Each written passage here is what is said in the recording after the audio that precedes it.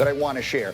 Last season, Lamar Jackson really sort of burst onto the scene in the NFL, running the football extraordinarily effectively. This year, he has dramatically improved his passing game. Listen to why he says he's running less.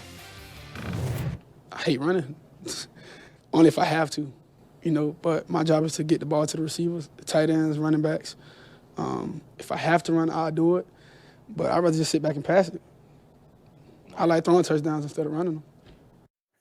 So he has thrown 7 touchdowns and for over 850 yards in 3 games this year. I will ask you, Lamar Jackson, is he going to change the way he plays, and should he change the way he plays? I think in a perfect world, he would be able to develop into this pocket passer because maybe it prolongs his career. But let's not get confused. Lamar Jackson is not the prototypical dual-threat quarterback that we think is always in a rush to run. If you watch his college film, he stayed in the pocket, went through his progressions. A lot of those big plays we remember from him in college were designed runs, and a lot of his big running plays in the NFL are designed runs. He is comfortable in the pocket, but I'm not sure he has the accuracy to become this type of pocket passer that he's saying that he kind of wants to be. And he's really good now in part because he always has the threat of running. If he gets to a point where he removes that threat, he's no longer Lamar Jackson. The only thing I love here is it's like in basketball when you want to develop your offhand. If that's the case, Lamar, develop your offhand, develop your left hand, whatever the case may be. But you got it. He's so good, Greeny, because he can run as a linebacker, as a defender. I can't get as deep in my hook drop because I know if I get 15 yards away, I'm not tackling that man in the open field, period. I mean, your defense, you can't even play man coverage. Like, yes, you cannot play man coverage. You can't turn your back to somebody him. like that. But listen to me, and Shefty, you tell me if you agree with this thought or not.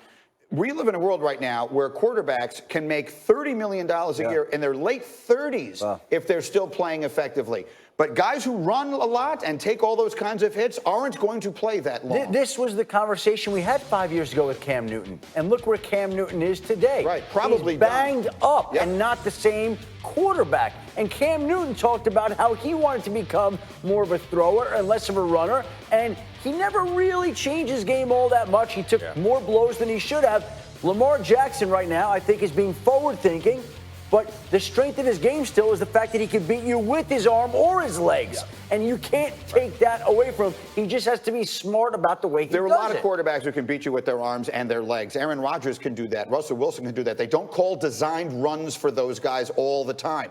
That's what they're not in the same did. category, though. I'm not saying they are, but what I'm saying is if you call designed runs for your quarterback as regularly as the Ravens are doing right now, that guy isn't going to be playing when he's 35 years old. True. But what is your offense if you do not have those things in there? I think that it would be great to be this quarterback that everyone wants him, or that he may want to be, that can go deep into Tom Brady age, playing pocket passer. But I think at best, he's okay like that. Like this, he is great. He's elite. He's elite. And with this offensive system, he is elite right now. If he becomes a pocket passer, you got to change everything. And all 10 tight ends you have on your roster are now no. You can't do it like that. You have to do it gradually over time. Let's see if they do. In the meantime, his team is good, and they play Cleveland this Sunday, and the Ravens are ready. Listen to some of them talking about all the hype